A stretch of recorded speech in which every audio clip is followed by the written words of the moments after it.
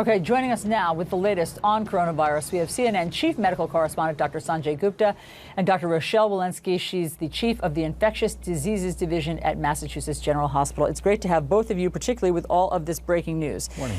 Sanjay, South Carolina is open. I mean, in terms of retail shops, from clothing, sporting goods, furniture. I mean, some of these don't sound like essential items, but South Carolina is deciding that they are open for business in terms of retail shops this morning. Georgia is reopening, as you've heard, in terms of being able to get a massage, being able to get a tattoo. That starts on Friday. So what's going to happen in these states? Well, you know, I'm worried that we're going to see a resurgence in the number of people becoming infected. I mean, that is the concern. The one constant, Allison, in all this has been that the virus is still out there. I think sometimes because of the effectiveness of these physical distancing measures, when something's effective, sometimes you don't realize that it's being effective and you sort of start to let your guard down. The reason that the case counts have stayed lower than they otherwise would have is because of these measures. But if you look at what's happening in Georgia, that's where I live, and you see the graph of how the numbers have changed, you would have to ask yourself, I think anybody who's paying attention now would have to ask themselves, does this look like a state that's ready to sort of reopen? You know, according to the federal guidelines, you're supposed to see a 14-day downward trend in the number of people who have been confirmed to have the infection. You're supposed to see a 14-day downward trend in terms of people who have symptoms that are similar to coronavirus, similar to flu, and we haven't seen those things.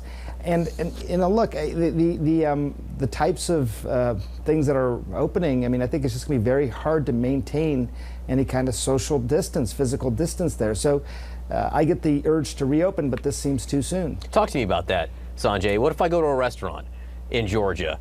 They say, the governor's saying they should keep social distance guidelines even in these open restaurants, but how much at risk am I? The restaurant thing I worry about. We've been following along, you know, sort of how this might work in various places like that, where people are not only in a public establishment, but they're seated there. They're there for a prolonged period of time. There was a study that came out of China looking at these 3 families that went to a restaurant, and I could show you this graphic really quickly. But basically, if you could see that at home, one person, I believe labeled A1 there, was subsequently found to have the coronavirus. These are 3 tables, 3 clusters of families.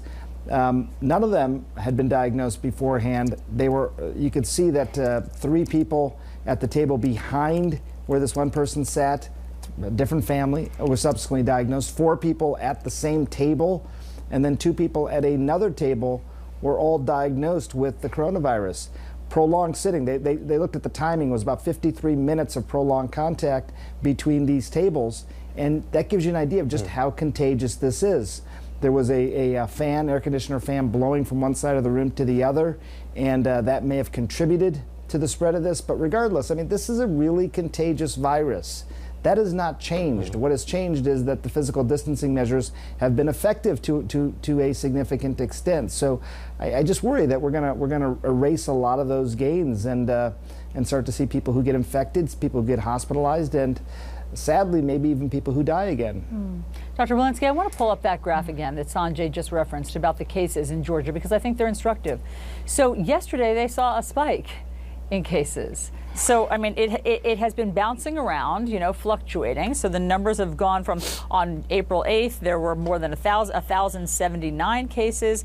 At their lowest, I think they dipped on April 12th to 293. That seemed like it was going in the right direction, but then it bounced back up on a few days later to 1,263. Yesterday, they had 1,098. Now, by the way, these are from Johns Hopkins. So these are confirmed and suspected cases, okay? So more than 1,000 cases yesterday, but Georgia's governor has decided that, you know, the risk is worth it to reopen. And so for you and other researchers, what are you going to be watching there over the next couple of weeks?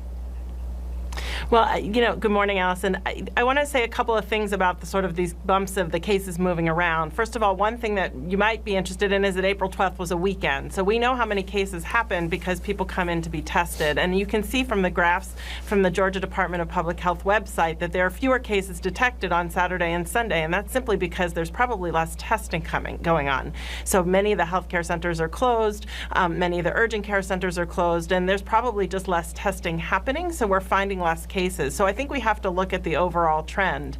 And I share Sanjay's worry here. I really think that, I actually also last evening went on the Emory Health System website. So Emory, a major academic institution in Atlanta, which probably has more resources than other hospitals. You go to that website, you see that there's still no visitors allowed in the Emory Hospital System.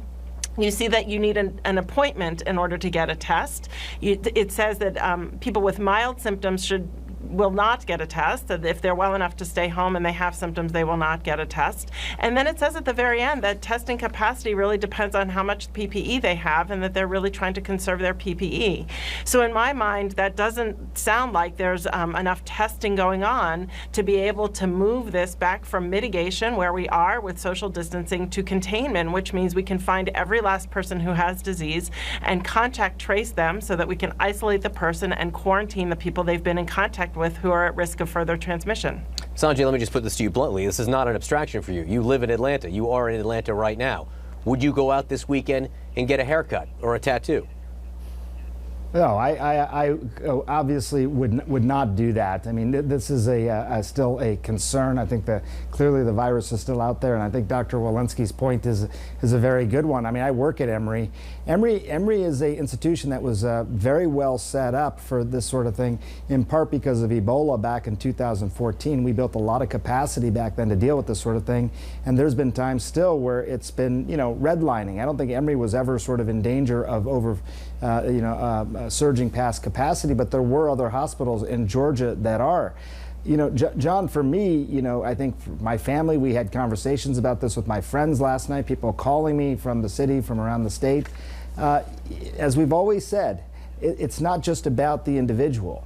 I go out, get a haircut or something like that. I come home, bring the virus home, spread it to my family, spread it to somebody who's vulnerable. That's the thing. I mean, we are all in this together, and that's what this means right now. Is what that means is that if you do this, if you start to go out, and this may be more up to the individuals of the state, even more so than the governor, because the individuals of the state have to sort of make these decisions themselves.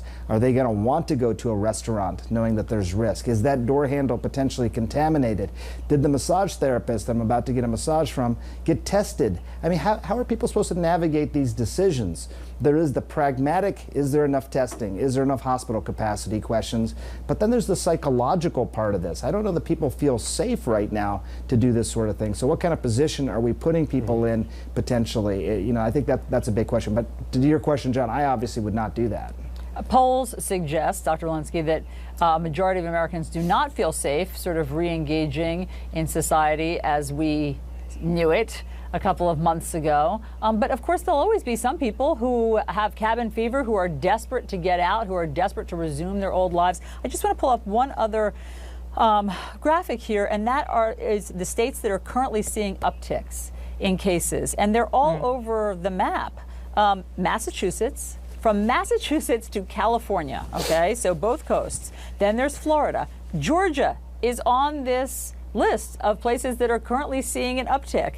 Illinois, Maryland, and Kentucky. So you see just how spread out it is. And again, just knowing that Georgia is on that list makes this decision, all the more interesting. Yeah, I think we always knew that this virus was going to differentially impact different parts of the country. We probably assumed that it was going to start at the coastal regions where it might have come in through air travel or cruises, but we knew that it was going to be give peaks at different times in different places. I think Massachusetts is now third on the list in terms of cases. Georgia is now 12th on the list. I think we can anticipate that it's probably going to move inward into the Midwest. But yes, I think it is differentially impacting different parts of the country. The other thing I just want to note about some of the interesting places that have been selected to open is many of them, by definition, have close contact with people. So hairdressers, tattoo parlors, you're less than 6 feet apart in all of those interactions, right? Gyms, those are places where people touch their face, right? They're wiping sweat from their face. So many of these things actually are completely counter to some of the measures of mitigation that we've really been trying to deploy. All right, Dr. Walensky, Dr. Gupta, thank you for being with us. We're going to talk much more about this throughout the show.